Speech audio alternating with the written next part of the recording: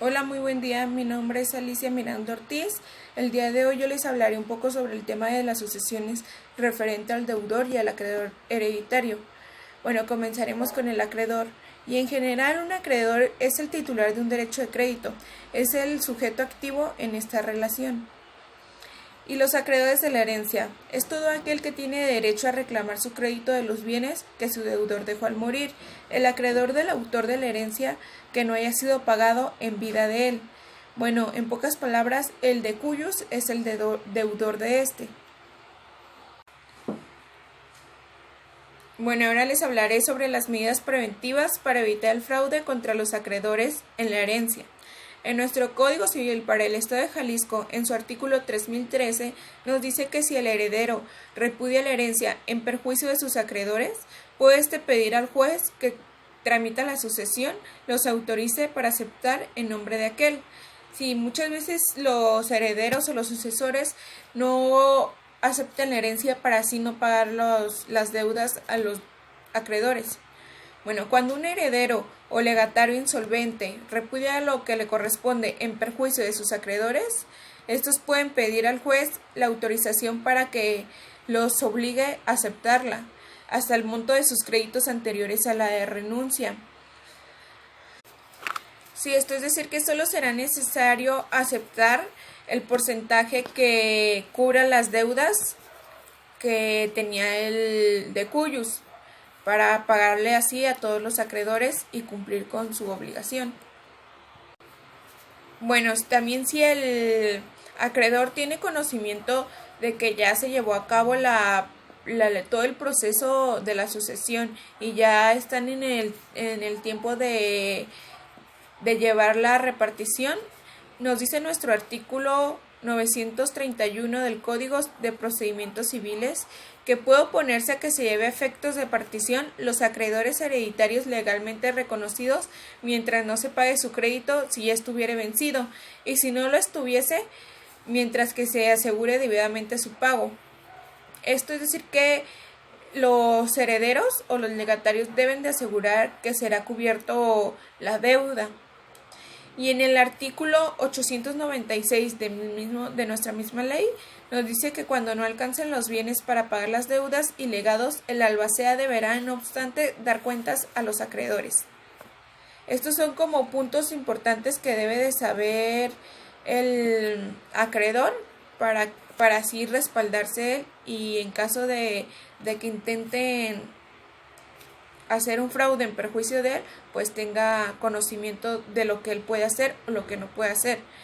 En nuestro Código Civil para el Estado de Jalisco nos dice en el artículo 2732 que si el acreedor cuyo crédito no conste más que por testamento, se tendrá para efectos legales como el legatario preferente. Si los legatarios preferentes son los que se pagan en primer orden. El artículo 2776 de este mismo código nos dice que el legado hecho al acreedor no se entiende hecho en pago de su crédito debido a subsistir más que aquel, a no ser de que el testador declare lo contrario. Y en el artículo 2776 nos dice que si los valores fueran diferentes, el acreedor tendrá derecho a cobrar el exceso del crédito o del legado. Esto es decir que si el legado es menor que la deuda, tiene derecho a cobrar lo restante. O si la deuda es menor y el legado es mayor, tiene derecho a cobrar lo restante del legado. En la liquidación de la herencia no podrán pagar primero los legados sin haber cubierto o asignado los bienes bastantes para el pago de las deudas.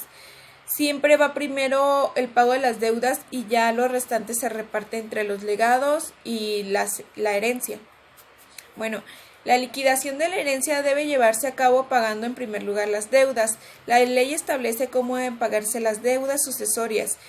En tercer lugar encontramos las deudas hereditarias, que son las que le corresponden al acreedor hereditario.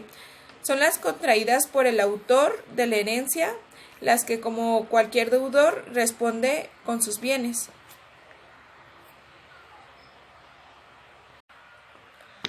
En la partición de la herencia, primero deben pagar a los acreedores de la herencia y reservar los suficientes bienes para aquellos que no se hayan presentado, y después comienza la partición entre los sucesores.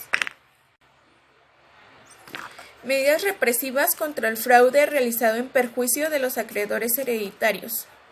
Bueno, los acreedores hereditarios pueden realizar la acción pauliana, que esta hace referencia a conservar el íntegro patrimonio del deudor, revocando los actos de enajenación realizados por el deudor y reintegrando en su patrimonio los bienes enajenados para que pueda responder con los mismos por sus deudas.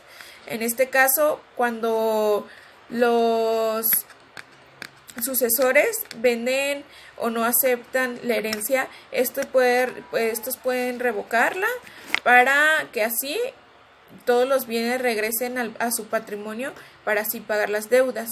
En el artículo 1666 nos dice que puede demandarse la inoponibilidad de los actos celebrados por un deudor a petición del acreedor, siempre que los mismos resulten la insolvencia del deudor y el crédito en el cual se intente la acción anterior a ellos. Esto quiere decir que si afecta y vuelve al deudor insolvente para así no pagar la deuda, se pueden revocar. Y el artículo 1672 nos dice que si hubiesen adquirido los bienes enajenados en fraude de los acreedores, deberá indemnizar a estos por daños y perjuicios.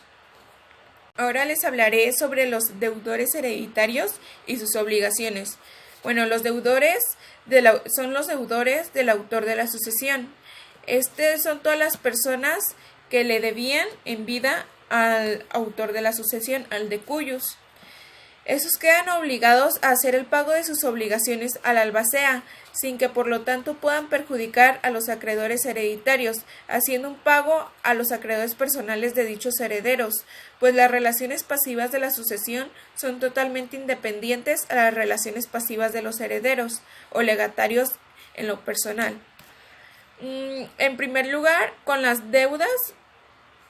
los deudores hereditarios se pagará a los acreedores hereditarios. Estos son responsables de valores que están destinados como parte de los activos hereditarios al pago de los pasivos sucesorios para satisfacer preferentemente a los acreedores de la herencia. Así que con las deudas a beneficio del decuyus se pagan a los acreedores. Bueno, esto es todo de mi parte, espero les haya servido, y en mi conclusión personal, yo creo que estas dos figuras mencionadas anteriormente son muy importantes de conocer. Al no ser mencionadas en un testamento y no tener o no conocer si fue hecho algún título de crédito como deudor o acreedor del decuyus, no podremos cobrar a los deudores hereditarios, ya que es más fácil que se presente el acreedor hereditario que el deudor hereditario si no es nombrado.